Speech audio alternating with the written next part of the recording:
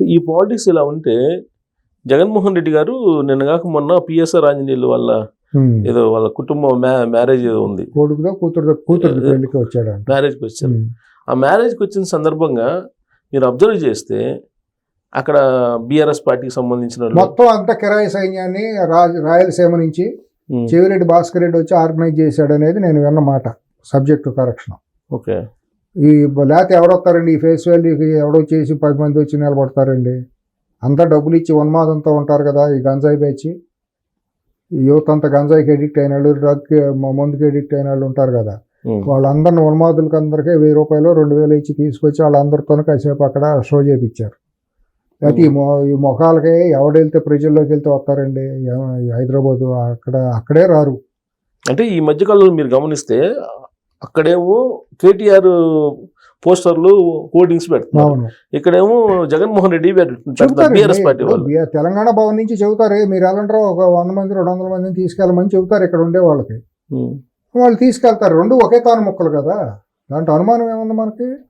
కేటీఆర్ చెబుతాడు, హరీష్ రావు చెప్పినా చెప్పకపోయినా కేటీఆర్ చెబుతాడు తన కేడర్కి. గబుక్కున 1000 మంది నగరంలో ఏముందో ఒక 500-600 మంది వెళ్ళడం పెద్ద సమస్య ఏం కాదు కదా. ప్లస్ అది కాకుండా రాయలసీమకు చెందిన మూలాలు ఉండాలి, ఇక్కడ ఉండారు కదా, ఆ సామాజిక వర్గం ఉన్మాదం ఉండాళ్ళు ఉన్నారు కదా, సాఫ్ట్వేర్లోనే ఇంకోటి ఉద్యోగాలు ఉన్నవాళ్ళు ఉంటారు కదా.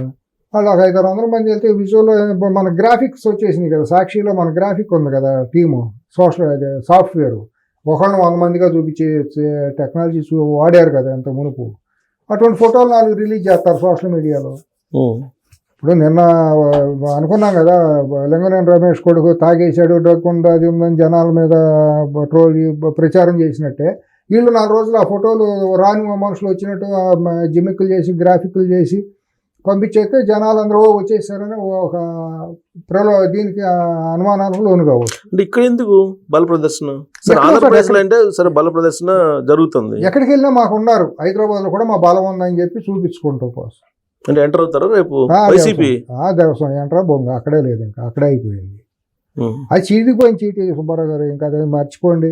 తెలంగాణలో కల్వకుంట్ల కుటుంబం, ఆంధ్రాలో వైఎస్ కుటుంబం చిరిగిపోయిన చీటీలు, ముగిసిపోయిన అధ్యాయాలు, రూపాంతరాలు ఎట్ట మారుతాయో నాకు తెలియదు. కానీ ఆ రెండు కూడా ఇంకా భవిష్యత్తులో రాజకీయంగా ఒంటరిగా రావటం అనేది అసంభవం అని మీరు అంటున్నారు. కళ్ళు మూసి కళ్ళు 2 సార్లు తెరవండి మన అధికారంలోకి వస్తున్నాం అని చెప్పి జగన్మోహన్ రెడ్డి మూసుకోమనండి. నిన్న ప్రెస్ మీట్ పెట్టి అంత ట్రోల్ అయ్యాడు. ఒక ముఖ్యమంత్రి, మాజీ ముఖ్యమంత్రి అంటానికి కూడా సిగ్గుచేటు. ఏమన్నా ఇంగిత జ్ఞానం, అక్షర జ్ఞానం ఏమైనా ఉందా అసలు? ఎట్ట కర్మకాయలు ఎట్ట ఇటువంటి వాళ్ళు అందరూ సరుకంతా ఎట్ట దిగుమతి అవుతున్నారో నాకే బాధ అనిపిస్తుంది. భారతదేశంలో ముఖ్యమంత్రులు అవుతాం, కేంద్ర మంత్రులు అవటం ఏంది ఇది దిగజారుడుతనం కాకపోతే ఏమన్నా ఉందా అసలు? అసలు ఆయనకి కొంతమంది సపోర్ట్ చేస్తున్నారు ప్రొఫెసర్స్, డిఎస్సి ఏపీఎస్సి అదే ఏంటి అనేది కూడా తెలియదు.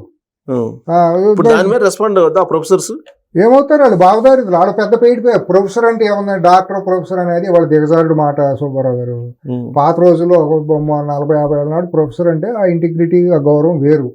ఇవాళంతా కిరాయి మీడియా, కిరాయి అందరూ ప్రొఫెసర్ అని పేరు పెట్టుకోవడం, డాక్టర్ అని పేరు పెట్టుకోవడం, యూట్యూబ్ పెట్టుకోవడం, సొల్లు కట్టడం.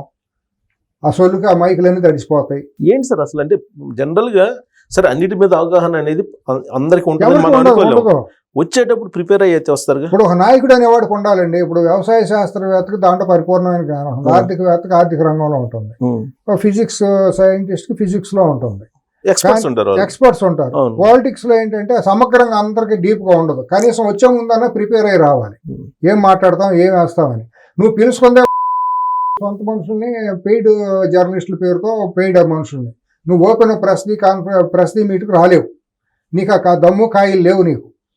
నీకు అంత దమ్ము ఆ కాయలు అన్నీ ఉండాల్సిన కాయలు అన్నీ ఉంటే రా హైదరాబాద్ ప్రెస్ మీట్కి రా, ఓపెన్ మీట్ ది ప్రెస్ పెట్టు. ఢిల్లీ ప్రెస్ క్లబ్లో, కాన్స్టిట్యూషన్ క్లబ్లో మీట్ ది ప్రెస్ పెట్టు. అమరావతి విజయవాడలో పెట్టు, మీట్ ది ప్రెస్ పెట్టు, ఓపెన్ టు ఆల్ అని పెట్టు.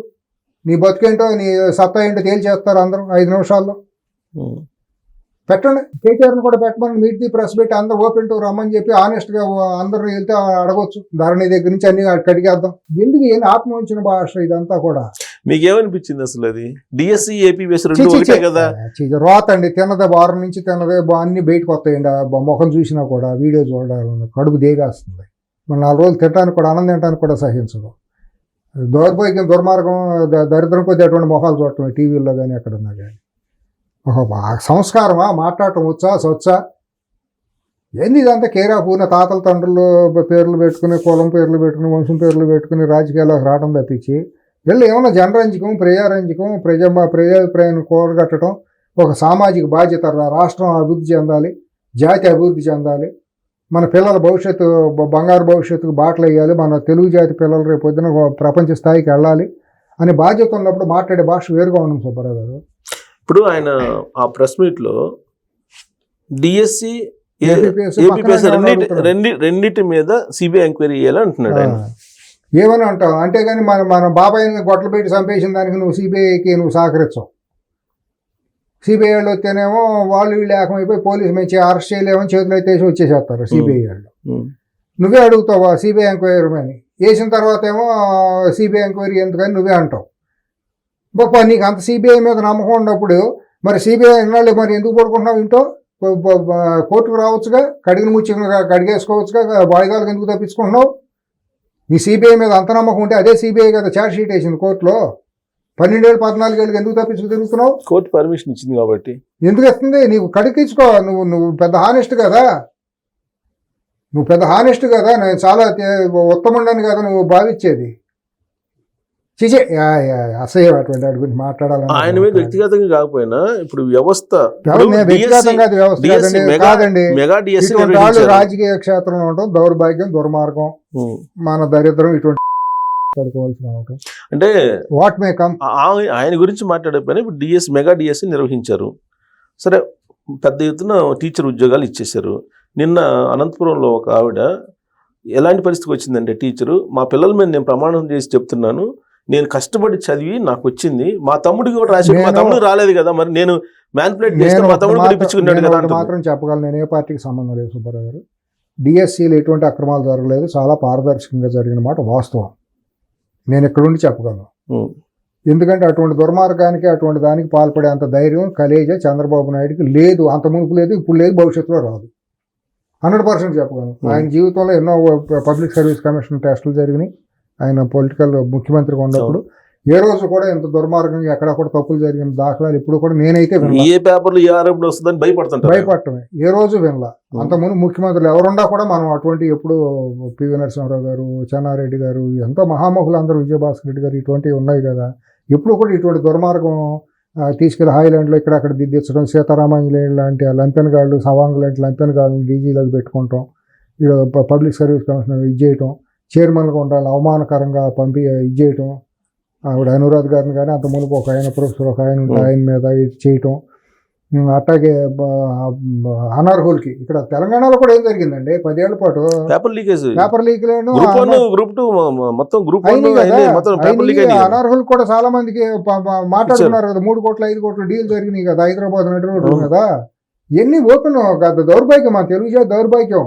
ఇటువంటి దానికి శ్రీకారం చుట్టింది Rajasekhar Reddy. Public service commission ద్వారా దొడ్డిదారిలో తనకు కావాల్సిన వాళ్ళందరినీ కీలకమైన పోస్టులో తీసుకొచ్చి పెట్టుకోవచ్చు.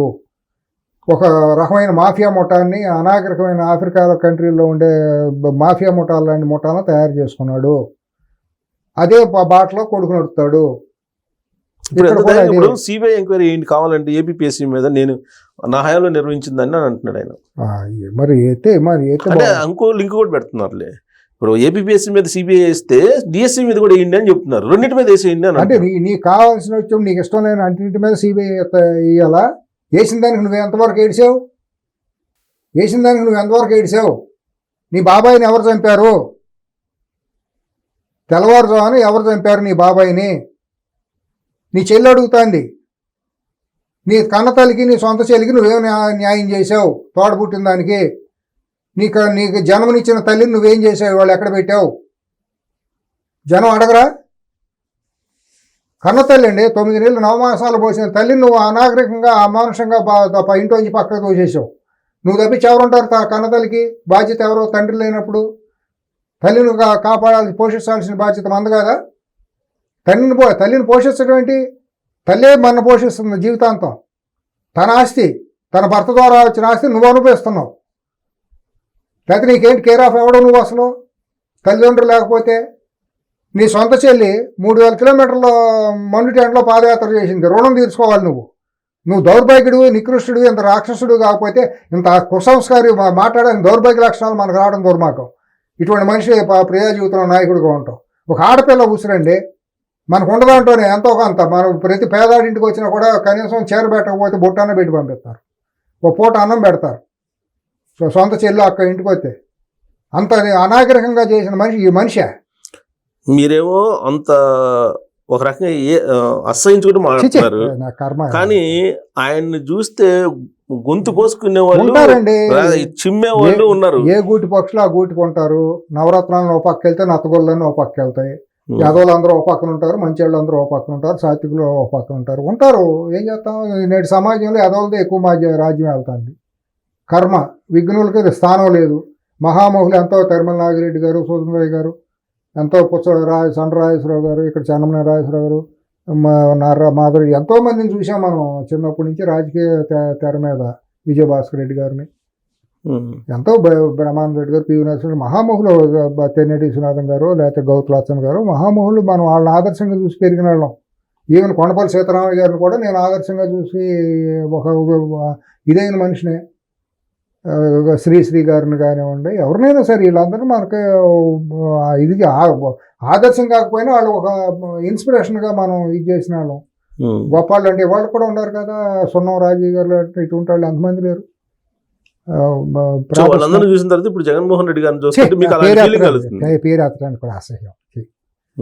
చెవుల్లో మళ్ళీ కాక చెవులు క్లీన్ చేసుకోవాలి, ఇంటికి వెళ్ళి నోరు కడుక్కోవాలి, ఈ పేర్లు ఎత్తినందుకుని వీళ్ళ గురించి మాట్లాడినందుకు వెళ్ళి పోసుకుని స్నానం చేయాలి నేను.